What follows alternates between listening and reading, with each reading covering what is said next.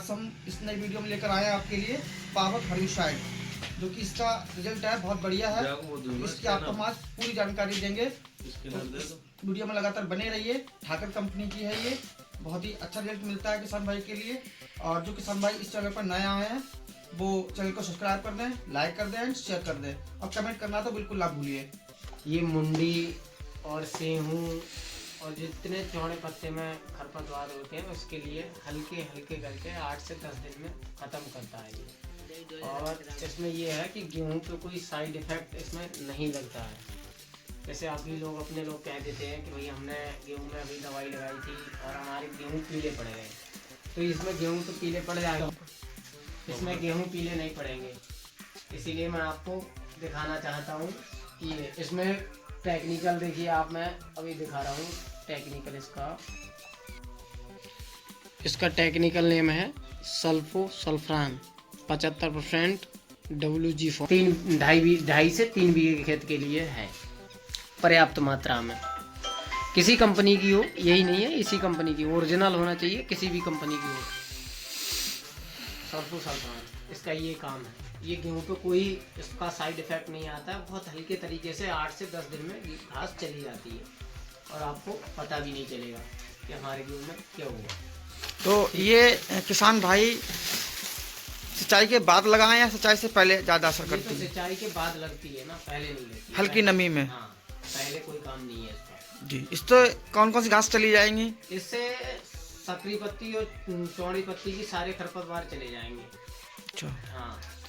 तो और इसमें जो गेहूं में कटैया वगैरह होती है और जो लाटा वगैरह होता है, लाटा चला जाएगा इससे। और मकुइया नहीं आएगी, मकुइया के लिए ये नहीं है। वो नहीं। तो मकुइया के लिए इसके साथ में ऐसी कौन सी चीज़ मिक्स कर सकते हैं? नाबूद है, नाबूद है, ये धानुका का है नाबूद। नाबूद। तो इसको इसके साथ में डालेंगे तो मकुइया भी चली जाएगी, कटैया, बथुआ, सारी चीज़ें चली जाएंगी। तो किसान भाई इन दोनों का मिक्स कर सकते हैं। कितनी टंकी एक एकड़ में लगानी चाहिए? 1 एकड़ में वैसे तो 75 लीटर पानी लगाना चाहिए, बहुत ज़रूरी है। अगर किसान भाई कम से कम लगा रहे हैं तो वैसे तो 90 लीटर पानी लगाना चाहिए 1 एकड़ में, जिससे क्योंकि खरपतवार की जो दवाई होती है वो पत्तों से काम करती है। ये नहीं है कि पत्तियों द्वारा जाती है दवाई, पत्तियों ही द्वारा काम करेगी। अब वो पौधा भीगेगा नहीं और उसमें वो नहीं होगा तो काम नहीं कर पाती है। और जो लोग कहते हैं कम पानी में लगा देते हैं, तो उन्हें क्या हुआ कि पानी तो कम लगा दिया उन्होंने, सिर्फ गेहूं पे ही हो रहा पानी का असर, जिससे कि गेहूं में नुकसान हो सकता है। हाँ, गेहूं पीला पड़ जाता है जी। ज़्यादा पानी लगाएंगे तो वो हर्बिसाइड और गेहूं सारी चीज़ें बराबर करके तर होती रहेंगी पानी से, जिससे उसमें कोई आपकी जगह भी नहीं चिकेगी और आपकी खरपतवार भी चलेगी। अच्छा, एक चीज़ किसान भाई और जानना चाहेंगे, जैसे कि ये खरपतवार की दवाई उन्होंने लगा दी जी, 10 से 15 दिन का उन्होंने गैप ले लिया, खरपतवार चली गई, इसके बाद दूसरे पानी पर किसान भाई क्या लगाएं जिससे कि उनको अच्छा रिजल्ट गेहूं में मिले देखने के लिए? उनके लिए दूसरे पानी पर लगाना चाहिए जिंक सल्फेट। Zinc sulphate? जी।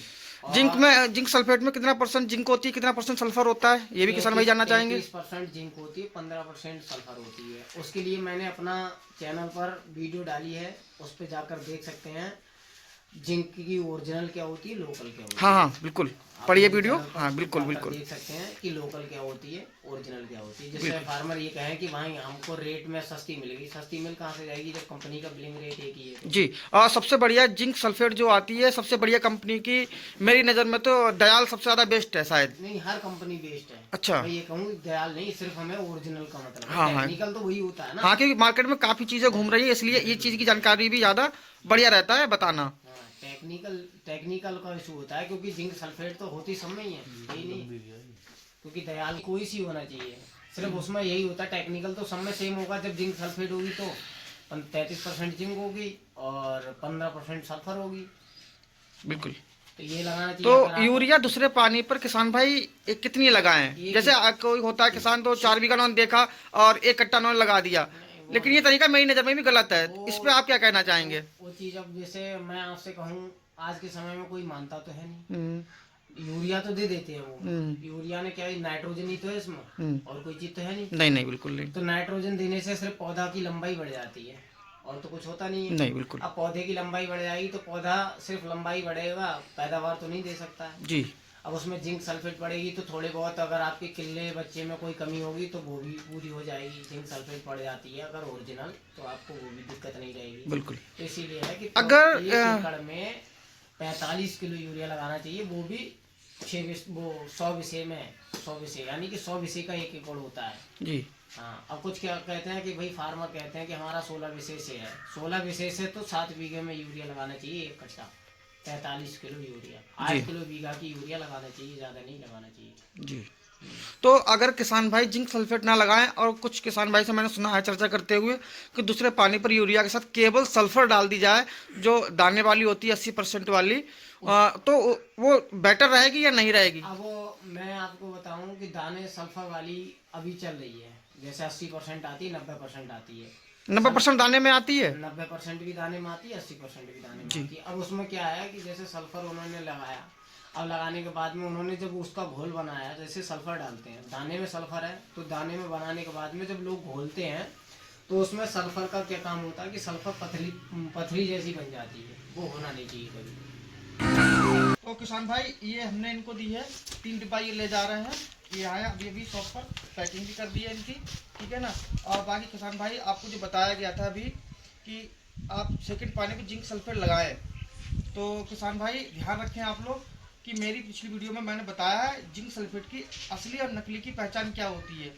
कहीं से जाकर के भी किसी तरह से आप उठा ना लाएं, ठीक है ना। पैसे आप खर्च कर रहे हैं किसान भाई, तो चीज़ आपको बढ़िया मिले। हमारा यही एक संकल्प है कि किसान भाई को किसी भी तरह की गलत चीज़ें ना मिले, जिससे कि उनको लास्ट में पैदावार जब मिलती है तो बहुत से किसान भाई कम पैदावार की वजह से बहुत परेशान हो जाते हैं। इसलिए अच्छा रिजल्ट मिले, इसके लिए अच्छी जानकारी बहुत ज़रूरी है किसान भाई के लिए। वीडियो पर लगातार ऐसे ही बने रहें और अच्छी जानकारी प्राप्त करते रहें। धन्यवाद किसान भाई।